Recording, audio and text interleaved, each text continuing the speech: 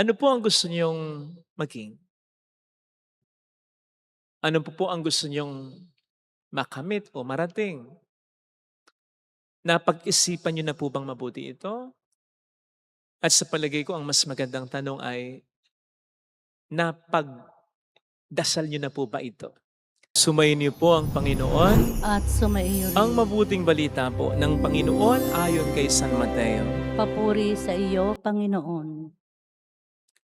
Noong panahong iyon, lumapit kay Jesus ang asawa ni Zebedeo, kasamang kanyang mga anak. May ibig siyang hilingin. Kaya't lumuhod siya sa harapan ni Jesus. Anong ibig mo? Tanong ni Jesus. Sumagot siya, sana ipagkaloob niyo sa dalawa kong anak na ito ang karapatan na makaupong katabi ninyo sa inyong kaharian, isa sa kanan at isa sa kaliwa. Hindi niyo nalalaman ang inyong hinihingi, sabi ni Jesus sa kanila. Mababata ba ninyo ang hirap na babatahin ko? Opo, tugon nila. Sinabi ni Jesus, ang hirap na babatahin ko, ibabatahin nga ninyo. Ngunit wala sa akin ang pagkapasya kung sino ang mauupo sa aking kanan at sa aking kaliwa. Ang mga luklukang sinasabi niyo ay para sa mga pinaghandaan ng aking ama. Nang marinig ito ng 10 alagad, nagalit sila sa magkakapatid. Kaya't pinalapit sila ni Jesus at sinabi sa kanila, alam ninyo na ang pinuno ng mga hintil ay nagahari sa kanila at ang mga dinadakila ang siyang nasusunod. Ngunit hindi ganyan ang dapat umiral sa inyo. Sa halip, ang sino man sa inyo na ibig maging dakila ay dapat maging lingkod, at sino mang ibig maging pinuno ay dapat maging alipin ninyo, tulad ng anak ng tao na naparito, hindi upang paglingkuran, kundi upang maglingkod, at ialay ang kanyang buhay upang matubos ang marami. Mga kapatid, ang mabuting balita ng Panginoon. Pinupuri ka namin, Panginoong Heso Kristo. Ano po ang gusto niyong maging? Ano po ang gusto niyong makamit o marating?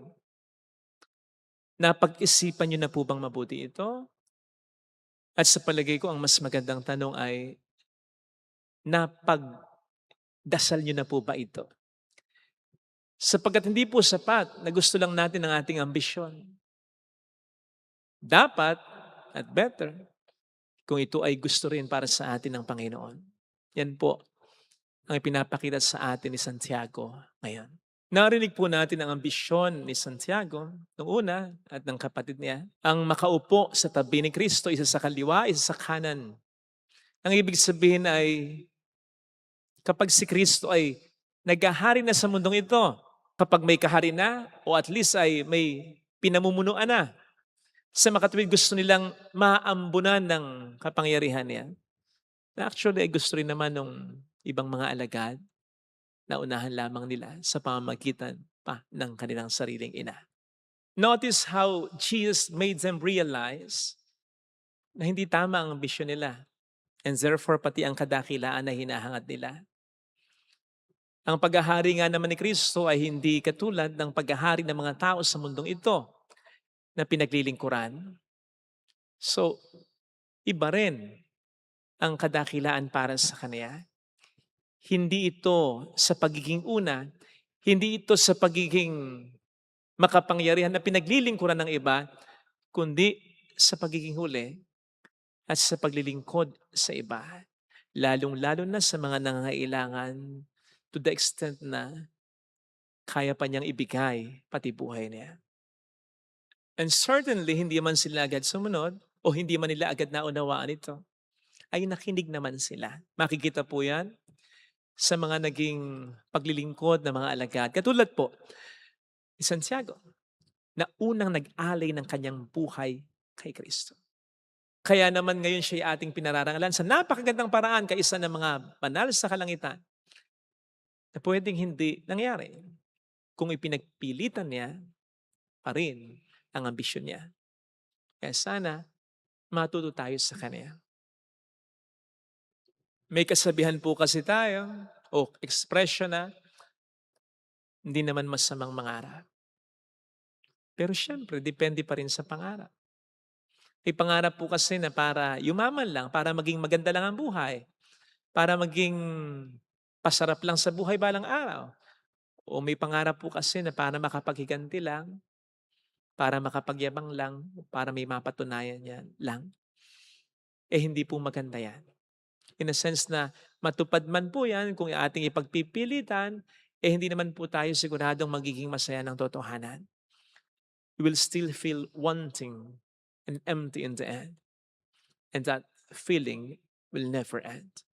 Sabi ko nga po kahapon, let us define success as God does, not as the world does. Kasi if we'll define success sa paraan ng mundo, ano man o saan man, gaano man katayog ang marating natin, may bago at may bagong ipepresenta ang mundo sa atin na mas dapat pa nating marating o kaya mas may narating sa atin, wala po tayo ibang gagawin kundi patunayan na lang ng patunayan ang sarili natin. Kaya wag lang po sana tayong mangarap. Wag lang din po sana tayong magdasal na matupad ang ating mga pangarap dahil paano naman tayo tutulungan ng Panginoon na tuparin ang ating mga pangarap kung hindi naman ito niya pangarap para sa ating lahat, di ba? Sa halip, yes, mangarap tayo, but let us ask our Lord to examine and purify our ambitions. Na kung maaari, baguhin niya kung kinakailangan baguhin.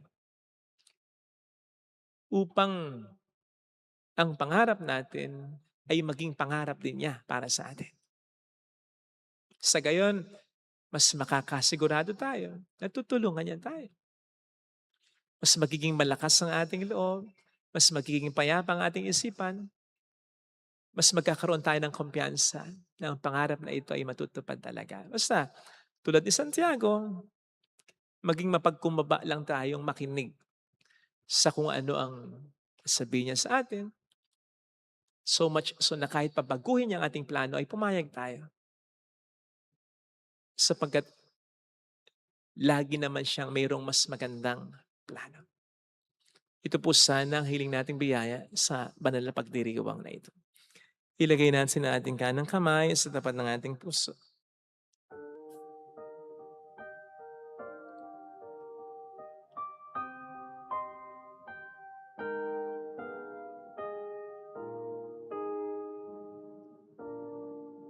Alam kong may magagawa ang Diyos.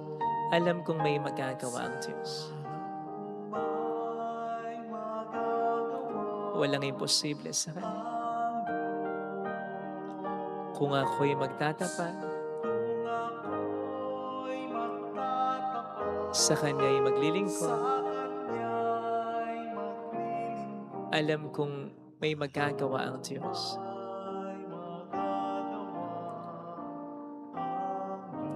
Alam kong di ringgin ng Diyos ang samo, sapagkat anak niya ako. Mahal niya ako. Alam kong di ringgin ng Diyos ang samo.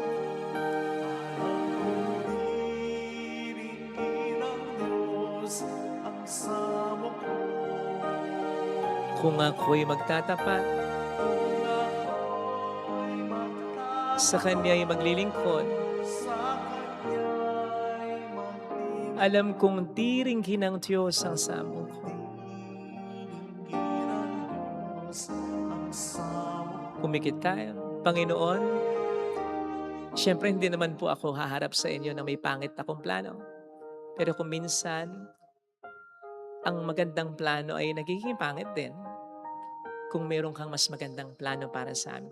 Ang magandang plano namin ay nagiging pangit din kung ipipilit namin tapos i-disregard namin ang mas maganda mong plano para sa amin. Kaya Panginoon, tulungan mo po kami sa aming pagdarasal sa iyo ng aming mga plano sa buhay. Tulungan mo po kami maging mapagkumba at maging sensitibo sa mga pangyayari sa buhay namin na parang nagiging sagot mo kung minsan sa panalangin namin upang ma-guide mo kami sa dapat naming gawin. Hallelujah! Purihin ng Diyos. Hallelujah! Pasalamatan siya. Siya ay muling babalik sa atin.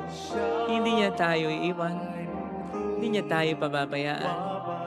Paniwalaan natin yan. Hallelujah! Purihin ng Diyos. Hallelujah! Sa takdang panahon, babalik ang Panginoon. upang tayo ay kunin tapat siya sa kanyang mga pangako sa atin. Sabihin mo sa sarili mo, mayroong magandang mangyayari sa iyo kung lagi tayong susunod sa kalooban ng Diyos. Kung lagi mo namang ginagawa ang magagawa mo, ang best mo, tapos may mga aberya, baka may pinapahiwatig siya. Baka nililid ka niya sa mas maganda niyang plano kaya sa plano mo. Baka pinaghihintay ka lang niya. Baka may tinidevelop lamang siya sa pagkatao mo talaga. Basta huwag kang mapagod magdasal. Papuri sa Ama at sa Anak sa Espiritu Santo. Kaparan sa una-una ay magpakailanman at magpasawalang hanggan. Amen. Thank you for watching. Please like, share, and subscribe.